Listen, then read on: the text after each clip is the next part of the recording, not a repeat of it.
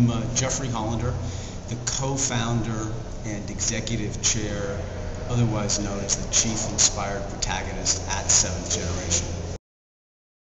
So, Seventh Generation is a 21-year-old company based in Burlington, Vermont, and we have recently seen tremendous growth last year, 51%, although that has been dramatically slowed by this economy and new competition. And we're here for the purpose of ensuring that the Senate passes the cap and trade legislation, which we feel is absolutely critical to the future of the country, to the future of business, to the future of the environment, and it will benefit Seventh Generation, but that is not the primary reason that we are here talking to senators and people in the White House. I am a serial entrepreneur. I went to college for a year and a half. I've spent my entire life starting and running businesses, 4 at this point. I believe in capitalism.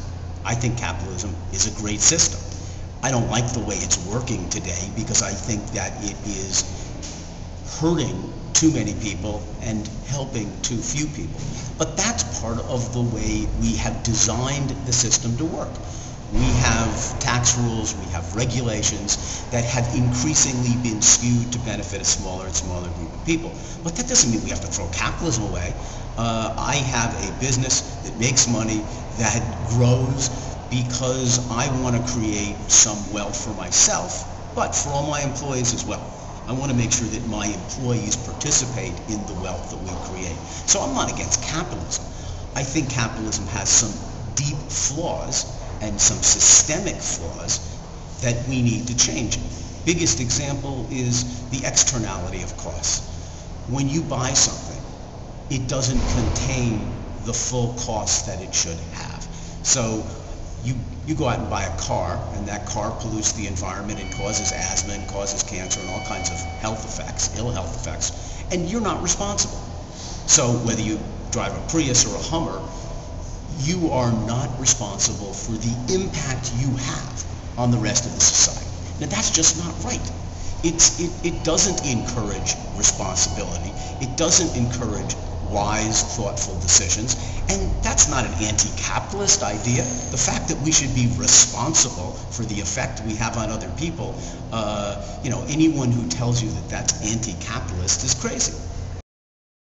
I think the U.S. Chamber of Commerce doesn't act in the best interest of business. They represent what was best historically for business. They represent exactly what is the polar opposite of what's good for the future of business.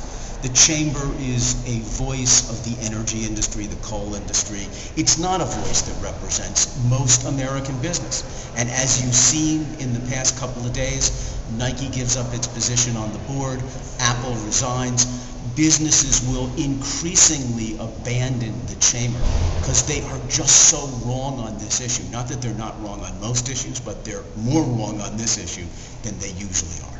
These companies, like Nike and Apple, are taking a leadership position in their own energy efficiency initiatives.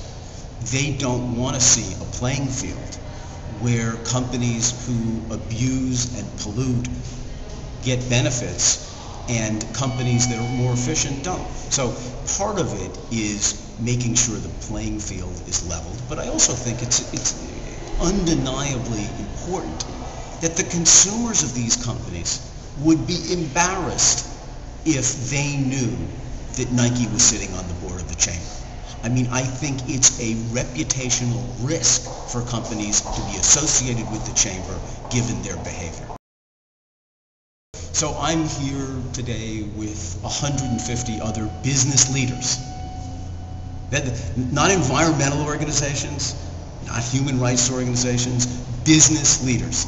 I'm here with 150 other capitalists, and they're all here for the same reason, to make sure the Senate passes global warming legislation because they know it's good for the economy, it's good for job creation, it's good for their business, and it's good for their community. And I don't have a lot to say to my senators in Vermont because they get it. they're already on the right side of the equation, and both Leahy and Sanders have been leaders on this issue.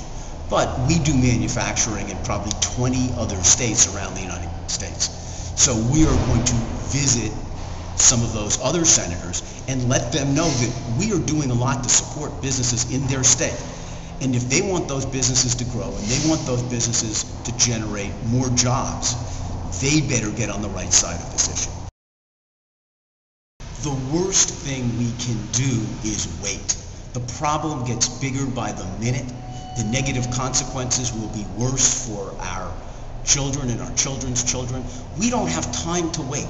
That argument is ridiculous.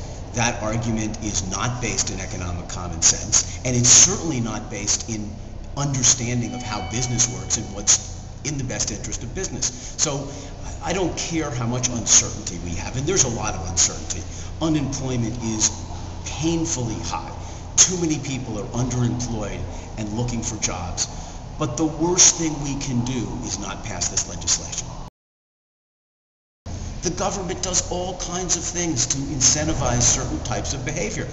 Why does the government historically spend $1 billion a year helping the logging industry build roads to artificially lower the cost of virgin fiber and make recycled fiber, which is better for the environment, seem more expensive? It's economic engineering. It's what the government does. They just are misguided in many of the things they do, and this is really an opportunity for them to do something that is right for business, right for the economy, right for jobs, and good for the future of the country.